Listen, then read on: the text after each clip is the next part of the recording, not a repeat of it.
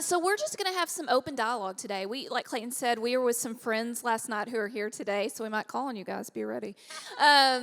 We just had some really great conversation about intimacy and about passion. And what does passion mean to you? And what does intimacy mean? And, what do we do if we're on different levels of intimacy in our marriage? And what does that look like? And so we just wanted to kind of continue that conversation we were having last night because we all felt it was so powerful and good. We just wanted to continue that today. And so my first question to you guys is, we're talking about passion all month long. What does passion mean to you in the confines of marriage? Like, what does passion mean? Confines. Michelle and I were talking about this, and the one word that comes to mind is pursuit. Passion is pursuit in all things with my spouse. And I'm pursuing her wants, her needs, figuring out how I can be a servant to her.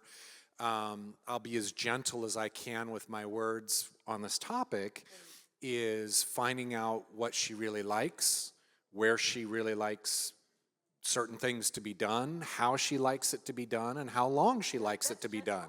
We are just diving in, guys. We're diving in. All of our little friends are out of the room. Okay, good. All right, let's just keep. This is hey. This is holy, guys. Read the Song of Solomon. We're in. This is marriage. Okay, keep going. I think he was done. Okay.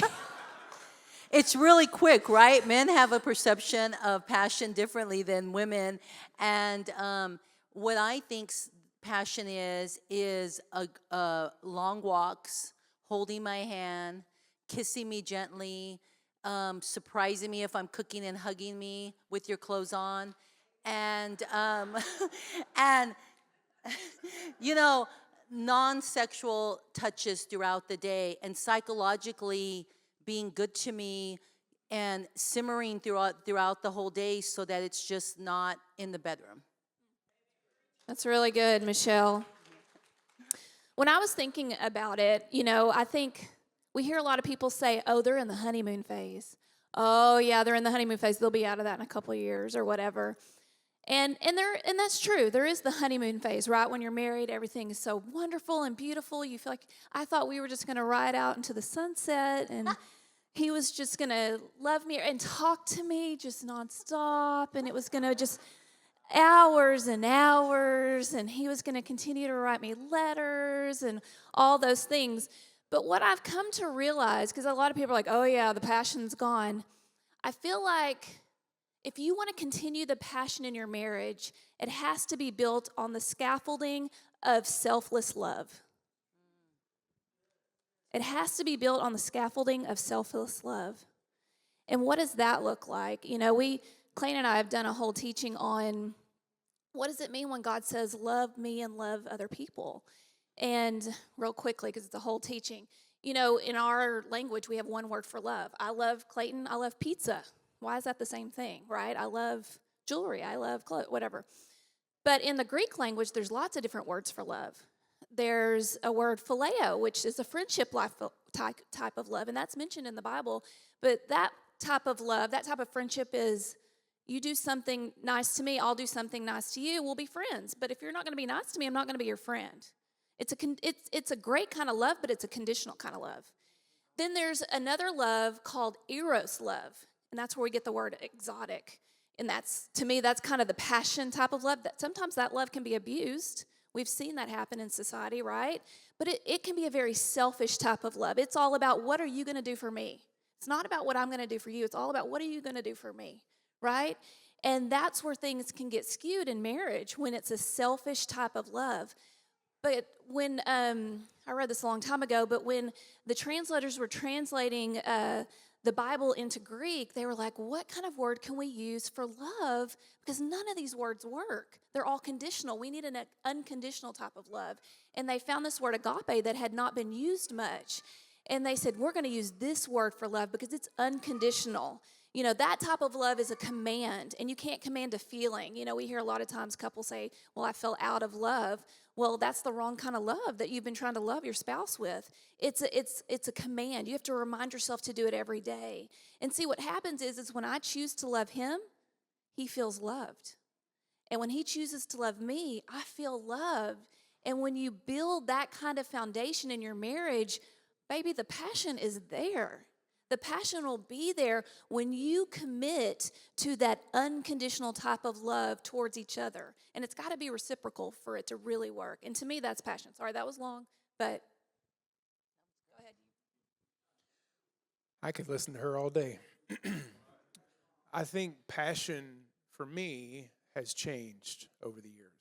I think when you're first married, for most men, passion is, let's go. You know, passion is warped, I think, in a lot of men's minds of what it really means. I think as I've gotten older and as we've been together longer, passion changes. Passion is about pursuing her in all things, but it's also covering her in all things, protecting her in all things, guarding her in all things. Do I mess up? Absolutely. Do I ask for forgiveness? Of course. But passion is something that goes deep. To me, passion is about depth. The longer you acknowledge it, the longer you are together, there's a depth to your love. I'll never forget T.D. Jakes, the first time he came to speak here. It was him and his wife's, I think it was their 30th anniversary at the time. And he talked about just how in the beginning it was just all passion. And he was like, now it's just, and he gave this like deep, it's like going, there's just a depth. There's a depth to love. When you've gone through it and you've done the work and you've been willing to walk through those seasons with each other to realize that really love and intimacy, it's not about you. It's about your spouse. And it's about delivering that in the way they can receive it. I don't know if you noticed and taken notice, but my wife has touched me about 18 times since I've sat down here. Right?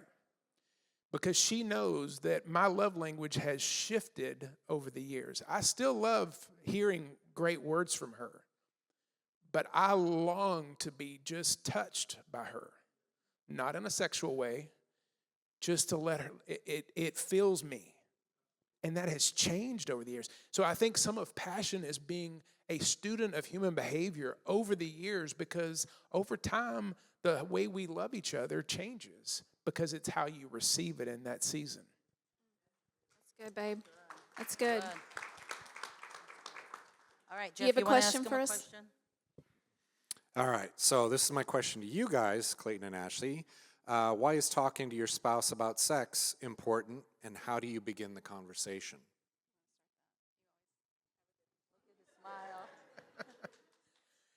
If you ain't talking about it, you ain't doing it right. If you're not talking about your sex life, I promise you, you're not fulfilling your sexual commitment. Because just like a while ago when I asked, how many of you, like I still remember my sweet mom having a 30-minute conversation with me about sex. That was it. Everything else I learned from other people and other resources. And I didn't learn it well, right? But if you and your spouse, God came into covenant with you and your spouse.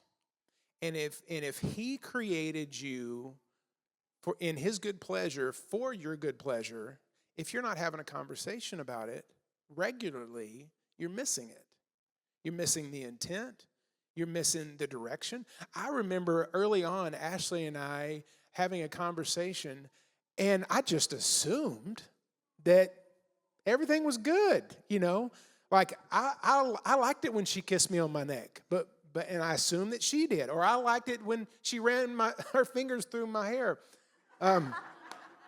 It's a lot easier now. But then you find out, well, she doesn't like it when I rub my fingers through her hair, because it gets caught in my ring or it gets caught on my fingernail or something like, you just never know until you have those conversations about everything, and I just understanding what's going through her mind and her being able to articulate that to me and vice versa, but having a conversation about it. And I think it begins outside of the bedroom. It begins long before the bedroom ever happens. It begins having that open and honest dialogue and conversation in a safe place where you're not going to be judged by it. It's done in love so that that person can grow. I just want to say, too, there's no condemnation in Christ Jesus. So don't leave here feeling condemned like, wow, I've really blown it out. We don't ever talk about sex. Like, we're screwed up. No, you're not. I tell you, the couples that we had dinner with last night, we all, I think, collectively left there thinking, we all need to talk about it more. We all need to talk about it more. There are things, that are on my heart that I need to share with Clayton that I haven't shared with him. I think we all probably left that day thinking the same thing. Because there's a lot to talk about. And I think it goes back. Clayton and I did a teaching last summer called The Garden and bringing things into the garden. If you haven't watched that, I would highly recommend you go back and watch that. It's on YouTube, QR code. And we talked about how important it is to create that safe space in your marriage where you can come and share things with your spouse. And the reason we called it The Garden is because the more we read God's Word, the more we see that everything ties back to the Garden of Eden, where everything was perfect before man failed, right? Everything is tied back to the garden. And eventually, it says in Revelation, we're going to have a new Eden. We're going to have a new garden, a new earth.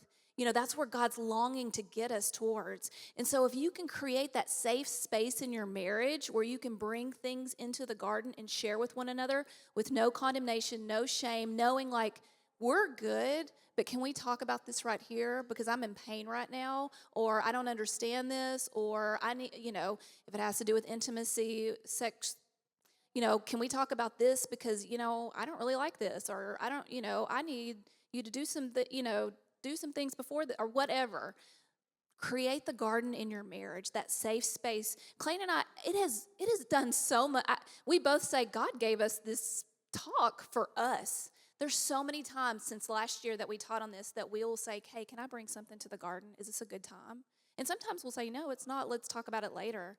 But we have used that has given us such great language in our marriage to bring the hard things, the difficult things to a safe space where when he hears me say that, he knows, okay, she loves me, she's for me, but there's something we need to talk about. And I am for my wife, and I love her, and we're going to get through this, and we're going to talk about it. And so you can do the same thing with sex. I mean, that was just kind of an aha moment last night. I'm like, why aren't we bringing that stuff to the garden, talking about that more? So, I love that question. And one thing that I want to share is that Jeff and I talk a lot about goals in our business. We talk a lot about what our future looks like. We talk a lot about vacation. We talk a lot about the world. And we realized after the conversation last night, and we realized it before, but it got really in-depth yesterday and clear to us that we don't talk about this enough. And where we have talked about it and what has worked is we do a yearly check-in, and we do a mid-year check-in. And it was through our company that started this.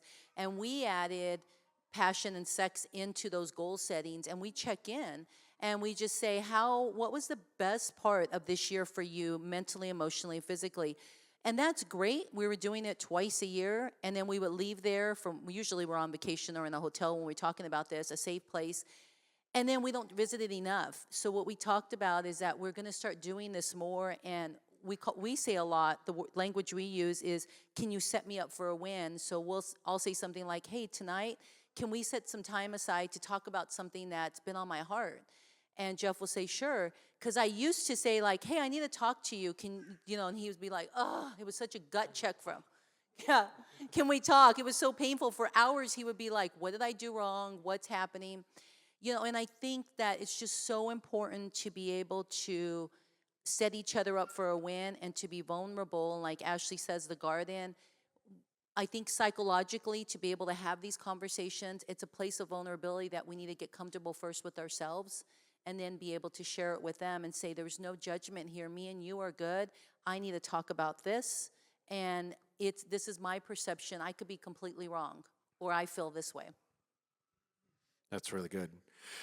So in my mind, the way that you set up for a win, for a conversation in marriage, because we're talking about in marriage, and that's really the way God had it designed, is understanding that there's probably a lot of noise in your head that is just misinformation. And some of us feel convicted over that misinformation.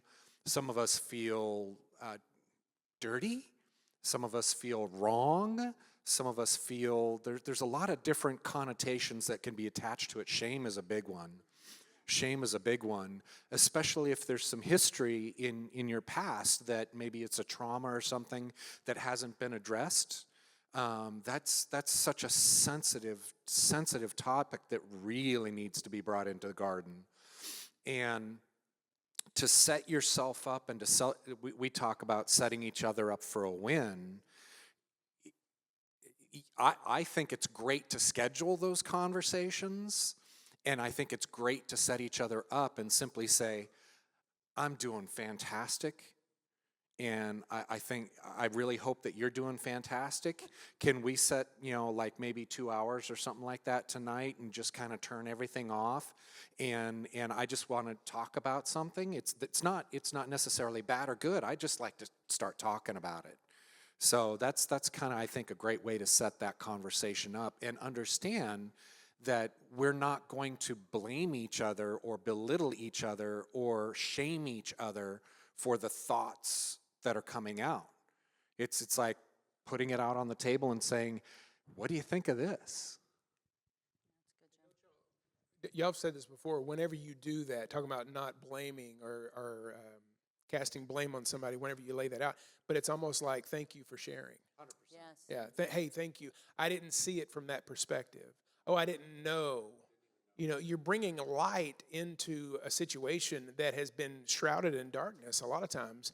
And so when you bring that light to it, or you bring something into the garden, like what Ashley said, thank your spouse for that. Thank you for sharing that. Thank you for trusting me with that information, because what that does is that gives them the encouragement to share more.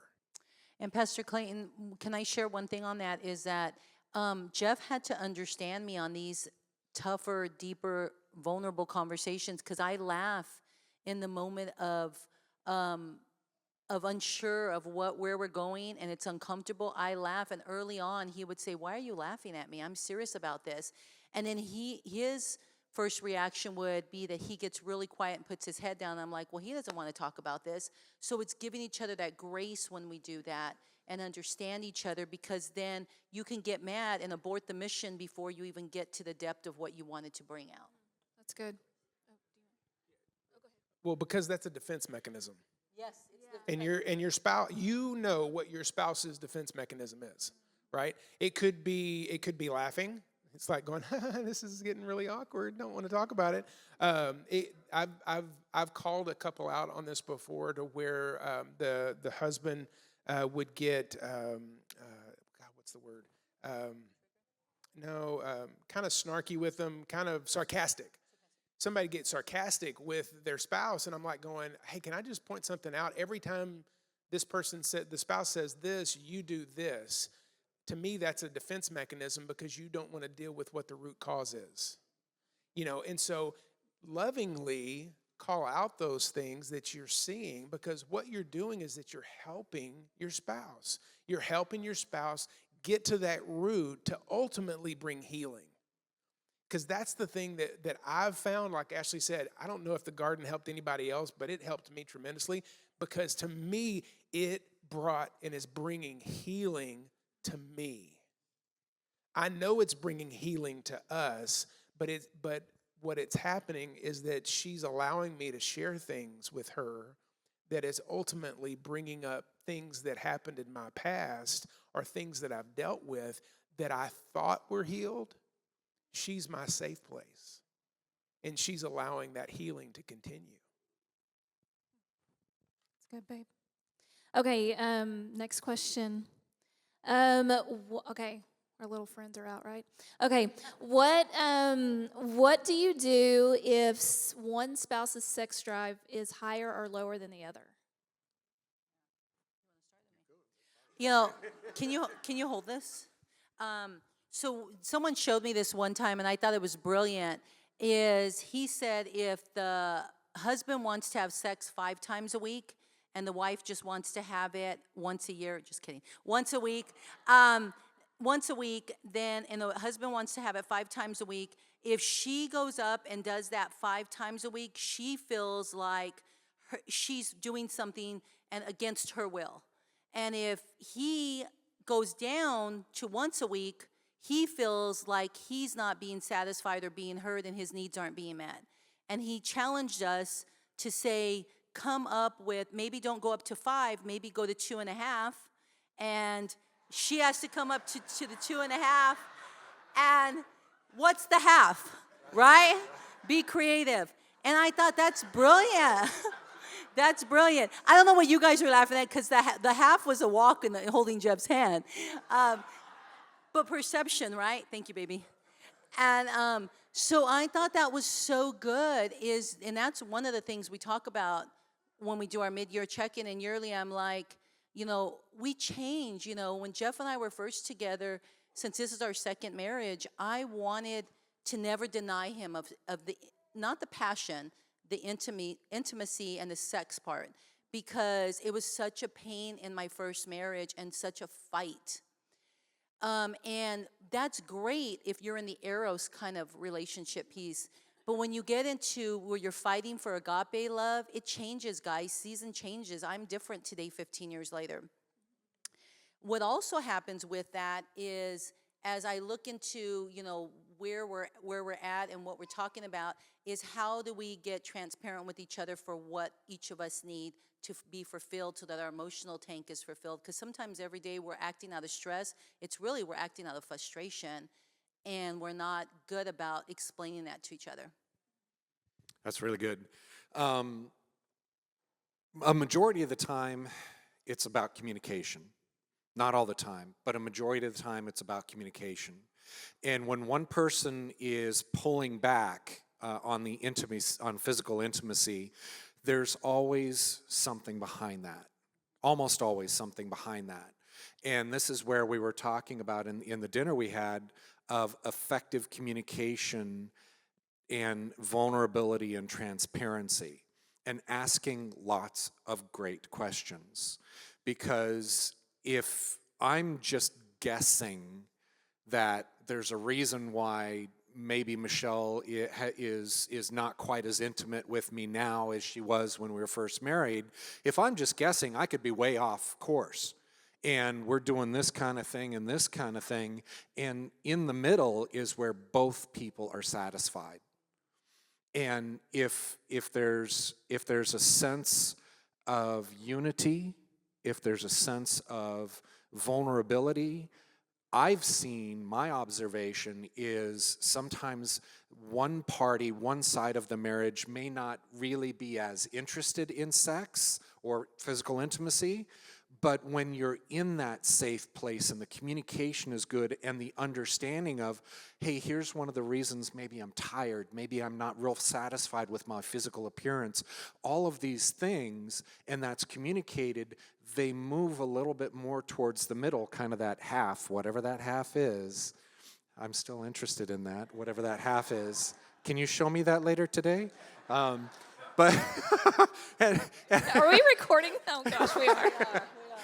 So it's communication, it's understanding, and it falls back to that passion question that we talked about, is if you're pursuing that understanding, and you're both working towards that middle place where you're both satisfied. I think what you said, communication, is key, because honestly, it could be a variety of reasons of why one person's drive is higher. It could be a medical issue that maybe needs to be checked out. I don't know. But one thing that I want to bring up that I see a lot in couples, and it was something for us too, and this isn't every couple, but most of the time for men, sex is very physical for most men. And for most women, it's very emotional. And I know, as an example, most men, this isn't all men, but most men could have a really tough day at work and come home, the candles are lit, the wife gives the look, and he's like, oh, what? Let's go. It's like, what happened at work? I don't even remember. But for a woman, she could have a really tough day at work, and she's going to need to talk that through, because that's still here. It's still sitting on her mind. She can't get past that. Because for her, a lot of it is very emotional. And I think when I understood that and he understood that, that was a game changer for us to understand that, I've heard this example used a lot, we've used a lot in this class, is that sometimes men are like microwaves and women are like crock pots. It just takes women, not always, it could be very different. This is just mostly from what we've heard. And so communication is so key. These are things to talk about. Talk to your spouse. Is that you? Are you a microwave? Am I the crock pot? Maybe not, Is that true for you? If you've never had those conversations, have those conversations in your garden. Is that true what Clayton and Ashley were saying? Is it true that it's all emotional for you? Do you have a hard time going, flipping from one to the other? Are the for us, it's the kids and all the things that are happening in the house sometimes, when don't tell our kids, but sometimes we send them to the grocery store not really to get groceries. So sometimes, like, what do we need? We need chips. And if you're watching right now, please, we're sorry. Yeah, don't tell our kids. It's our little secret. What other store can we send them to? Venmo the money. Send them to get coffee. Get them, I don't know, ice cream, whatever. So, schedule it. That could be part of it too. For me, sometimes my mind is so caught up in the kids and the family and the house and all the things. Sometimes, and it might not seem romantic, but sometimes you need to schedule it and figure out when is a good time for it to happen. Sometimes that brings for peace to me to have it scheduled. I don't know, but just some tips. I know no one wants to leave, but it's 10 minutes before service starts. We're going to do a couple more questions. But the one thing, so if you need to go, no judgment. No, the one thing that I would encourage you to do, regardless of who has the higher sex drive or whatever, when your spouse is initiating, right, and it's just not the right time, have a conversation. Let them know. Probably one of the greatest, safest things that Ashley ever told me. She goes, "Sweetheart, I would love to, but here's what's going on in my head right now. It's not you. It's everything else that's going on with me." So that gave me a different perspective. That gave me a different way of seeing it. I'm like, because like they said, men and women are completely different. But a lot of times a man can compartmentalize, right? Men, most of us, for women, everything is intertwined. It's literally like a waffle, right? You got all the little sections. I can move that section over here. I can move that section over here. And another brain is like spaghetti. It's all intertwined, right? And so, but if whoever's initiating it, if you can have that conversation to say, it's not you. I'm not rejecting you. I need to deal with some things in my mind right now and some things with the family. I just can't show up that way right now. But don't let it stop you from pursuing in an hour or tomorrow or whatever the case. Have that courageous conversation. Because what it does is that it doesn't shut down the spouse and allow the enemy to start whispering to them. Well, there they go again. They're just rejecting you. Well, yeah, I bet they do have a headache because of you. All the little things that we've all had before. But when you have that open dialogue and conversation, you're truly showing passion and love to your spouse like they've never seen it before. Yeah, I'm going to ask you guys last question, and then we'll speed through it, but still give, an answer for it. What's the best way to talk about past hurts, hang-ups that affect you or me in the bedroom?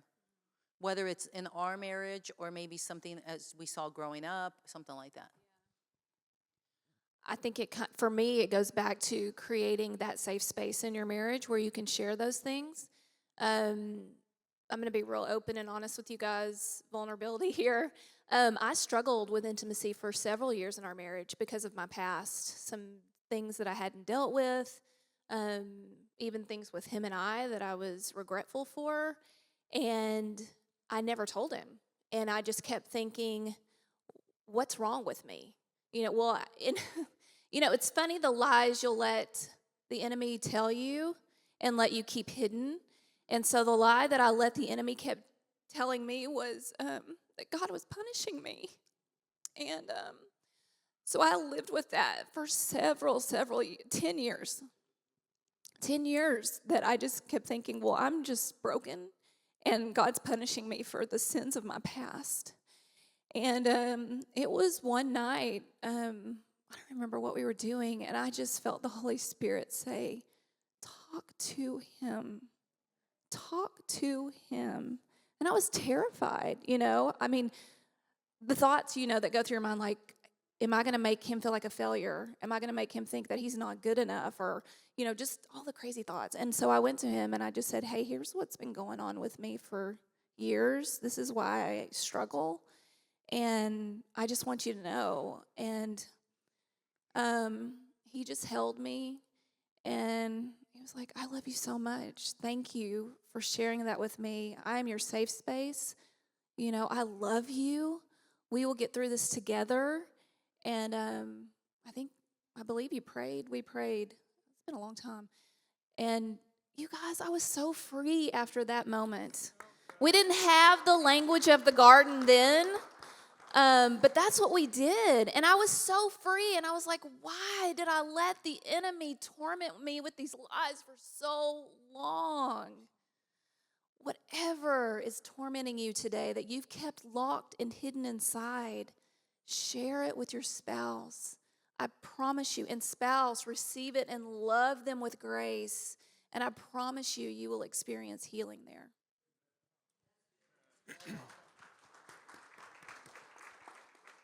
I think to be that safe space, take off the garment of fixer. Men, take off the garment of being the fixer.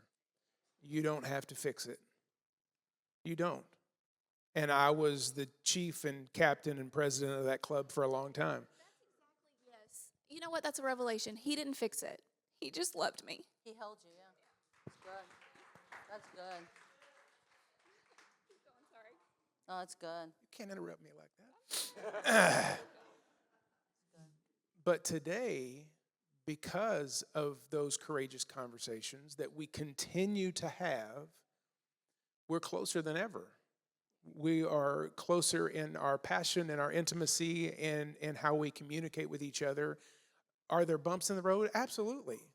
But then it causes us, every time there's a bump in the road or there's a challenge, it causes us to take inventory of, are we talking? Are we communicating? But can I just encourage you with this, is that we're diving in. This is something that God's laid on Ashley's heart that we'll share later this year.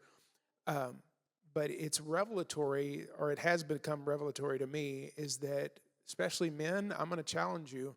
There's evidence in the Bible around the garden that there is a protection that comes for the garden.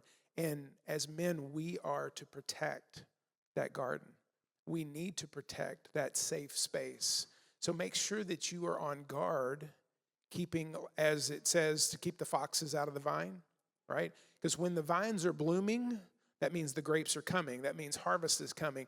But if you're not on guard against the foxes, the little things that can kind of destroy what it is that God's trying to build, then it can take the fruit. In other words, it can take the intimacy. So be on guard. Sometimes it's protecting your spouse against you. Sometimes it's guarding your spouse against others. But I think keeping that safe space safe is a big thing that we need to take more authority over. Yeah, I think I'm going to say it really quick. I love what you just shared. I'm going to take the total opposite approach. What happens sometimes with a spouse or a husband, we don't have these conversations of vulnerability, but we act them out. So in a time of the heated argument, you lay into each other, and you should listen really close to what they're saying, because that noise is loud, but really it's pain and hurt. And instead of having the vulnerable conversations, we let a lot of hurt out, and then we just think the person's attacking us, but it's really their heart that's broken, that's hurting. And if you just come, one of you will just come and hug each other and say, I want to hear what you're saying and understand you and be able to be your safe place. Because I know when there was times I felt like I couldn't talk to Jeff, it was a lie of the enemy. I would act it out, but then I would finally get the courage when we were arguing to throw everything in I had been holding on to. So if we listen, he says, wait, what did you just say? You've never shared that. He can help cover me and help me to feel safe to be able to take that to the garden. Mine's super simple, is forgiveness. Always granting forgiveness, always pursuing to grant forgiveness and forgiving myself. That's great. That's great.